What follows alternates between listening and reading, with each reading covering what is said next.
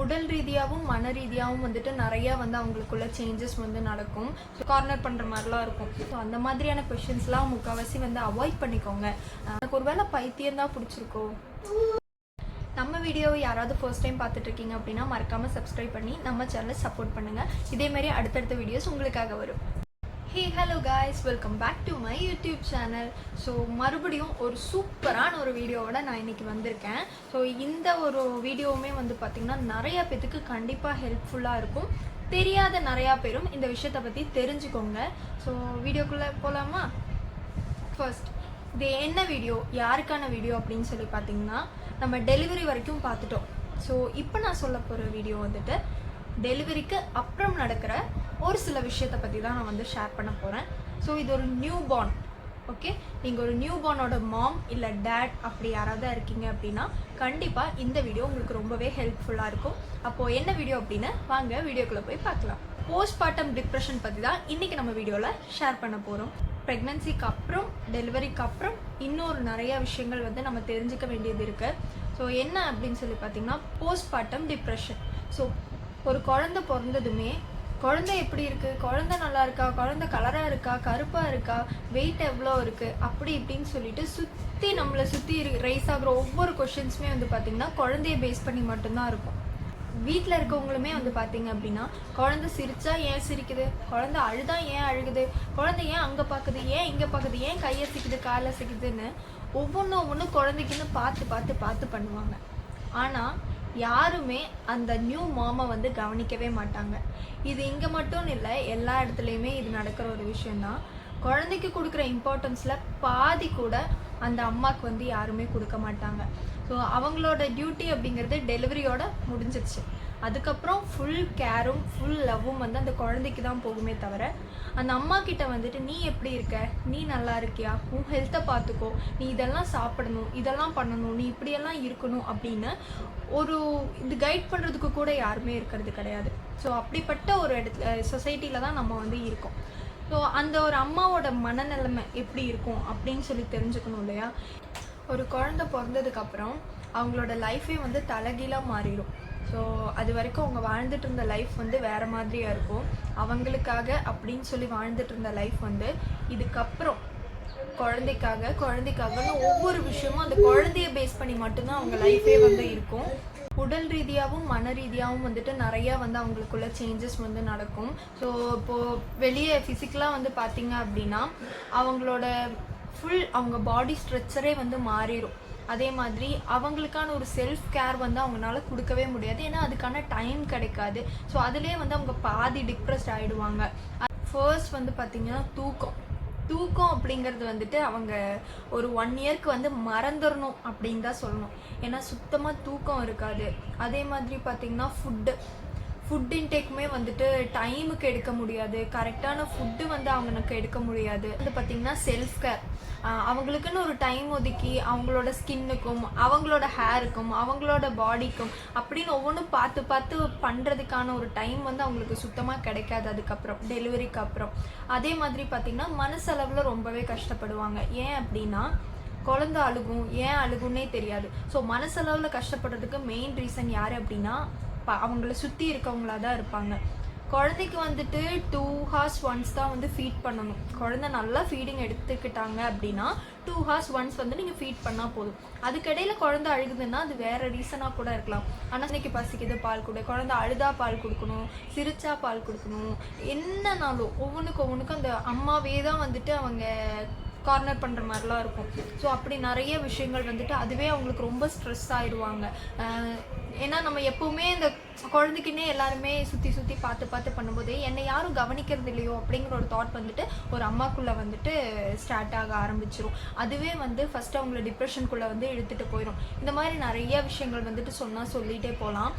So first வந்து என்ன அப்படின்னா குழந்தை பிறக்கும்போது அந்த குழந்தைய எப்படி நம்ம பார்த்துக்கிறோமோ அதே மாதிரி தான் கிட்டத்தட்ட ஒரு 1 year வரைக்குமே அந்த அம்மாவையுமே நம்ம பார்த்துக்கணும். ஆனால் அது வந்து யாருக்குமே தெரியறதே கிடையாது.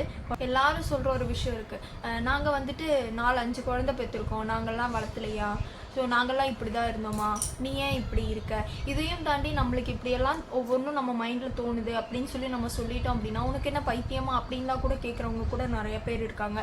ஈவன் என்னோட ஃப்ரெண்டெல்லாம் கூட கால் பண்ணி சொல்லியிருக்காங்க, நான் ஏதாச்சும் சொல்ல போனால் ஏன் இப்படி பைத்தியமாட்ட சொல்கிற அப்படின்னு சொல்கிறாங்க. ஸோ அந்த மாதிரி நம்மளை சுற்றி இருக்கவங்களே வந்து நம்மளை புரிஞ்சுக்கல, நம்ம ஃபேமிலி மெம்பர்ஸே நம்மளை புரிஞ்சுக்கல அப்படிங்கும்போது மற்றவங்க எப்படி நம்மளை அண்டர்ஸ்டாண்ட் பண்ணிப்பாங்க. ஸோ ஒரு குழந்தை பிறந்துருச்சு அப்படிங்கிறதோட அந்த அம்மாவோட கடமை வந்து முடியறது கிடையாது. ஸோ அதுக்கப்புறம் அந்த குழந்தை நல்லா பார்த்துக்கணும் அப்படின்னா அதுக்கு முதல்ல அந்த அம்மா நல்லா இருக்கணும். ஸோ அவங்களையும் நீங்கள் அதே மாதிரி பார்த்துக்கிட்டா மட்டும்தான் முடியும். ரீசெண்டாக வந்து நான் ஒரு நியூஸ் ஒன்று வந்து படிச்சிருந்தேன். ஸோ ஒரு அம்மாவுக்கு வந்து 2 குழந்தைங்க, ட்விங்ஸு. ஸோ குழந்தை பிறந்ததில் வந்துட்டு ஃபஸ்ட்டு குழந்தை நல்லா ஹெல்த்தியாக நல்லா இருக்காங்க, 2 குழந்தையுமே நல்லா தான் இருக்காங்க. பட் ஆனால் ஃபஸ்ட்டு குழந்தை கொஞ்சம் ஓகேவாக நல்லா இருக்காங்க. 2ஆவதாக பிறந்த குழந்தை வந்து பார்த்திங்கன்னா கொஞ்சம் வீக்காக இருக்காங்க. ஸோ எப்போவும் அழுதுகிட்டே இருக்கிறது அந்த மாதிரிலாம் இருக்காங்க. ஸோ இந்த அம்மாவுக்கு வந்து ரொம்ப அவங்க வந்துட்டு டிப்ரெஷன் ஆகிட்டாங்க. ஸோ ஒரு ஸ்டேஜில் அவங்களால வந்துட்டு கண்ட்ரோல் பண்ண முடியாத ஒரு ஸ்டேஜில் அந்த அம்மா என்ன பண்ணுறாங்க அப்படின்னா எப்போவுமே அவங்க கூட வந்து பார்த்திங்கன்னா அவங்களோட அம்மாவும் மாமியாரோ யாரோ ஒருத்தங்க இருக்காங்க. ஸோ அதனால அவங்களால எதுவுமே பண்ண முடியல. அந்த கூட இருக்கவங்க வந்துட்டு இல்லாத ஒரு டைம் அவங்க மேலே மாடிக்கோ அப்படி ஏதோ போன ஒரு டைமில் அந்த அம்மா என்ன பண்ணியிருக்காங்க அப்படின்னா 2வது பிறந்த அந்த அழுதுகிட்டே இருக்க சொன்னல அந்த 2வது பிறந்த குழந்தைய வந்துட்டு ஒரு பேக்கில் குழந்தைய போட்டு அவங்க வீடு மேலே ஃப்ளோர் என்னமோ, ஸோ அங்கேருந்து அந்த குழந்தைய வீசி அந்த குழந்தை வந்து இறந்துருச்சு. ஸோ இவங்க வந்துட்டு அதை யார்கிட்டையும் சொல்லாமல் குழந்தைய காணோம் அப்படின்னு சொல்லிட்டு இவங்க கத்தி சவுண்டெல்லாம் போட்டிருக்காங்க. ஸோ இதில் வந்து எல்லா குழந்தையெல்லாம் தேடி போலீஸ் கம்ப்ளைண்ட்லாம் கொடுத்து அந்த அம்மாவை வந்து நல்லா விசாரிச்சப்போ தான் தெரியுது குழந்தை வந்து அழுதுகிட்டே இருக்குது, அதனால நான் குழந்தைய பேக்கில் போட்டு நான் பின்னாடி இந்த இடத்துல வீசிட்டேன் அப்படின்னு சொல்லி அவங்க போய் பார்க்கும்போது அந்த குழந்தை உயிரோடவே கிடையாது. ஸோ இதெல்லாம் வந்துட்டு பண்ணுற அளவுக்கு அந்த அம்மா வந்து வேணும்னா பண்ணியிருப்பாங்க. ஸோ அப்படி கிடையாது. அதுக்காக நான் அவங்கள நல்லவங்க அப்படின்னும் நான் சொல்ல வரல. ஸோ இதெல்லாம் வந்துட்டு இந்த மாதிரி நிறைய விஷயங்கள் வந்து நடக்குது. அந்த அளவுக்கு அவங்க வந்துட்டு மென்டலி ரொம்ப இதானனால மட்டும்தான் அப்படி பண்ணியிருக்காங்க. ஸோ அதே மாதிரி இப்போ நான் என்னோட பர்சனல் எக்ஸ்பீரியன்ஸே நான் சொல்கிறேன். நான் வந்துட்டு என்னையே அறியாமல் அழுவேன். ஸோ இதெல்லாம் வந்து எனக்கே ஒரு சில டைம் தோணும், எனக்கு ஏதாவது ஆயிடுச்சோ, நான் ஏன் இப்படி பண்ணுறேன். நான் வந்து நோட்டில் வந்துட்டு லெட்டர் மாதிரிலாம் எழுதியிருக்கேன். நைட்டு தூக்கம் இல்லாமல் அழுதுட்டு நான் லெட்டர் மாதிரி எழுதியிருக்கேன். ஆனால் எனக்கு வந்து சுபாஷ் ஃபுல் சப்போர்ட்டாக இருந்தாங்க. அவங்க நைட்டு வந்து நானும் தூங்க மாட்டேன், அவங்களும் தூங்க மாட்டாங்க, 2 பேருமே குழந்தைய பார்த்துப்போம். சொல்லப்போனால் 3-4 மணிக்கெல்லாம் செஞ்சு தூங்குவாங்க. அது வரைக்கும்லாம் முழிச்சிருந்து பார்த்துருக்கோம். பட் என்னதான் அவங்களும் கூட முழிச்சிட்டு இருந்தாலுமே நம்மளுக்கு ஒரு ரெஸ்ட்டே கிடைக்காது இல்லையா. ஸோ நம்ம வந்து ஃபீட் பண்ணிகிட்டே இருக்கணும். காலையிலையும் குழந்தை தூங்க மாட்டாங்க, அப்பவும் அவங்கள பார்த்துட்டே இருக்கணும். எல்லாரும் ஒர்க் போயிடுவாங்க. அப்படின்னு நம்மளுக்குன்னு ஒரு டைமே வந்து கிடைக்கிறது கிடையாது ரெஸ்ட் எடுக்கிறதுக்கு. ஸோ அதனால நானுமே ரொம்ப டிப்ரெஸ்ட் ஆகிட்டேன். நான் யோசிச்சிருக்கேன், நான் ஏன் இப்படியெல்லாம் யோசிச்சுட்ருக்கேன். எனக்கு வந்துட்டு எனக்குன்னு ஒரு டைமே கிடையாது. சொல்லப்போனால் குழந்தை மேலெல்லாம் கோவத்தை நானே காட்டியிருக்கேன். நானே வந்து அது அப்போ சின்ன குழந்தை தானே, பட் ஆனால் திட்டுவேன், சும்மா அடிப்பேன். ஆனால் எனக்கு அழுகையே வந்துடும். நான் ஏன் இப்படி பிஹேவ் பண்ணுறேன், ஒருவேளை எனக்கு ஏதாவது ஆயிடுச்சோ அப்படிலாம் நான் யோசிச்சிருக்கேன். ஆனால் நான் யூடியூப்பில் இப்படி நான் சர்ச் பண்ணும்போது தான் எனக்கு தெரியுது. ஸோ இது பேர் வந்து போஸ்ட்மார்ட்டம் டிப்ரெஷன்.